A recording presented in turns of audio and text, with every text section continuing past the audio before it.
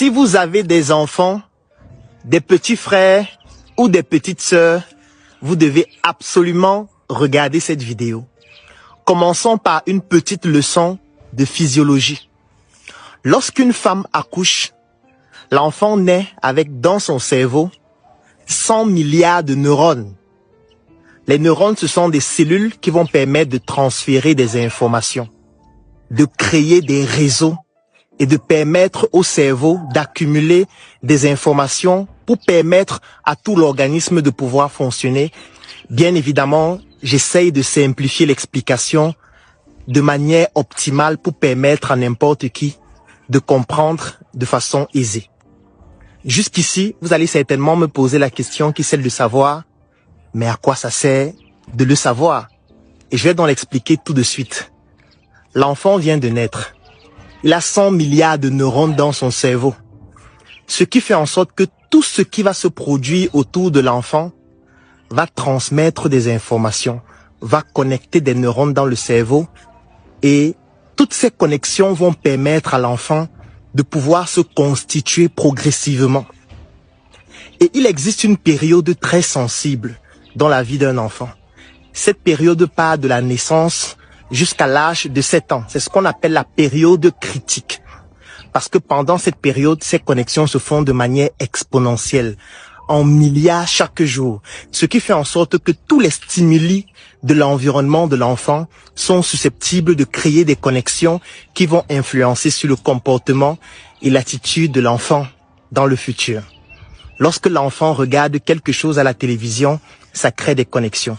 Lorsque l'enfant écoute ses parents parler, ça crée des connexions. Lorsque l'enfant regarde quelque chose, voit un comportement, tout ce qui se passe autour de l'enfant, au travers de ses différents sens, crée des connexions dans son cerveau de neurones. Et ces connexions vont façonner son comportement, son attitude et même sa personnalité sur le long terme. Lorsque vous avez compris cela, vous comprenez directement qu'il est très important de prêter une attention particulière à tout ce qui influence l'enfant, à tous les stimuli auxquels l'enfant est confronté au quotidien. Qu'est-ce que l'enfant regarde à la télévision? Qu'est-ce que l'enfant voit dans son environnement? Qu'est-ce qu'on dit à l'enfant? Qu'est-ce qu'il écoute? Qu'est-ce qui se passe dans son environnement? Parce que tout cela a une influence sur la personne qu'il deviendra demain. Je vais prendre un exemple. Supposons que l'enfant est devant la télévision. Il est en train de regarder une émission. Émission dans laquelle 2 hommes s'embrassent ou alors 2 femmes s'embrassent. Jusque-là, ça n'a l'air de rien. Mais sauf que cette information est en train de connecter les neurones dans le cerveau de l'enfant. Si l'enfant regarde cette information régulièrement, ça veut dire que le stimuli est fréquent. Ça va faire que ces connexions vont se renforcer. C'est ce qu'on appelle la consolidation de l'information. Et quand l'information se renforce au travers de cette consolidation, l'enfant commence à traduire cela sous forme de comportement et d'attitude.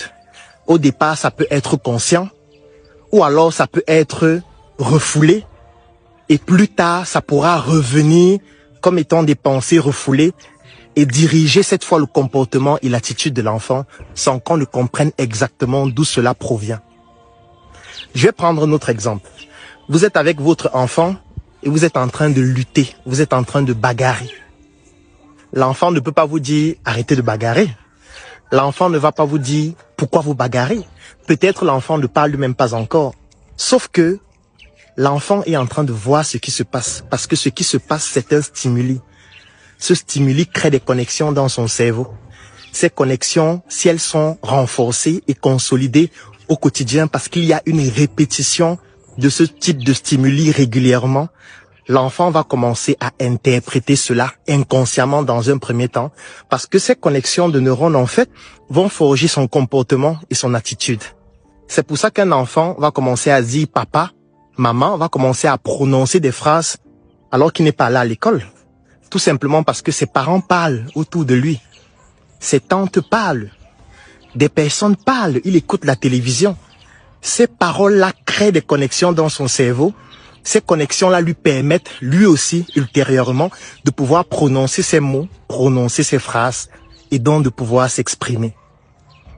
Lorsque vous avez compris cela, vous comprenez directement qu'il faut faire très attention à tous les stimuli auxquels l'enfant est confronté.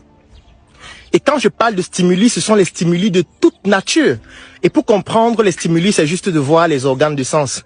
Ça veut dire que ce que l'enfant hume aura une influence sur ses connexions, parce que même l'odeur crée des connexions. Ce que l'enfant écoute, ce que l'enfant voit, ce que l'enfant goûte.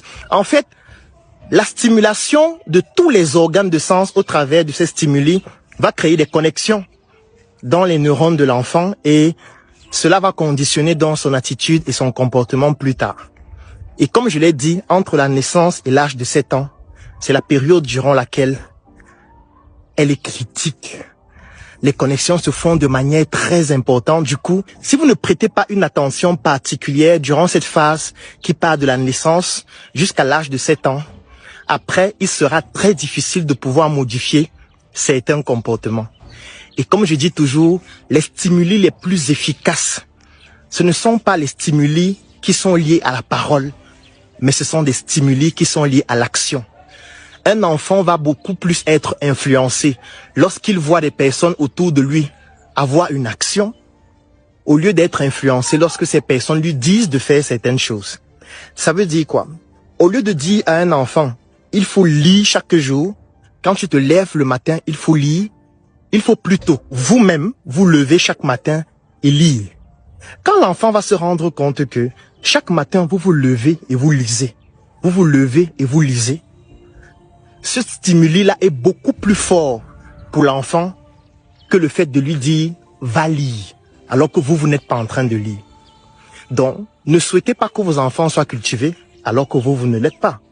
Parce que l'enfant, en fait, les connexions qui se créent dans son cerveau sont en fonction de ce qu'il écoute. Quel est votre niveau de langage parlé? Parce que c'est votre niveau de langage parlé qui va permettre aussi à l'enfant de créer un certain étalon.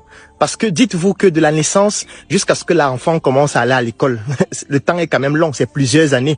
Et je vous ai expliqué que chaque jour, ce sont des milliards de connexions. Donc même avant qu'il n'aille à l'école, il y a déjà un étalon qui va se créer du fait de l'interaction que vous avez eue avec l'enfant. Si vous avez un niveau de langue qui est faible, l'enfant aura aussi cette même influence parce que vous ne pourriez pas lui permettre d'avoir un niveau plus élevé parce que ces connexions sont en fonction de cela. Donc, il est très important que vous puissiez vous-même au quotidien, au travers d'actions, montrer à votre enfant ce que vous souhaitez qu'il devienne. Si vous voulez qu'il pratique une activité physique, pratiquez une activité physique, soit devant lui, soit avec lui. Ne lui dites pas pratique une activité physique et vous êtes en train de dormir en fait. Il faut lire. Moi, je vois souvent des personnes sur ma page, lorsque je poste des textes qui sont longs, qui disent « Dis donc, c'est trop long, tu ne peux pas résumer, tu ne peux pas faire une vidéo. » Ça, ce sont des personnes qu'on a perdues pendant l'enfance. Ce sont des personnes à qui on n'a pas appris la lecture. On ne leur a pas montré que c'est important de lire. On ne les a pas contraints au travers de stimuli durant ces périodes critiques que la lecture est fondamentale. Du coup, eux, ils sont beaucoup plus intéressés par une vidéo. Et même la vidéo, ça dépend des thématiques. Parce que si c'est une vidéo dans laquelle on raconte l'histoire des gens, on insulte les gens, ils seront contents. Ils peuvent suivre la vidéo pendant 2 jours. Ils peuvent suivre un direct pendant 8 heures de temps. Mais si la vidéo fait 15 minutes, 7 minutes, 30 minutes, dans laquelle on parle de thématiques d'éducation, par exemple, du coup, pour eux, ça devient très long. Pourquoi? Vous ne pouvez pas leur en vouloir, en fait. La faute à leurs parents, la faute à leur environnement, la faute aux personnes qui n'ont pas compris que le cerveau, c'est comme une forme d'éponge qui absorbe ce qui se passe dans l'environnement et qui ne peut pas transmettre ce qui n'a pas été installé. Si vous voulez que vos enfants soient cultivés, lisez vous-même, documentez-vous vous-même, montrez-leur comment ça se passe, amenez-les dans des endroits où on retrouve des personnes cultivées, comme des bibliothèques, comme des conférences, et vous allez vous rendre compte que progressivement, eux aussi, ils vont être cultivés. Parce que malheureusement, on pense souvent que l'école fait tout, mais l'école ne fait pas tout.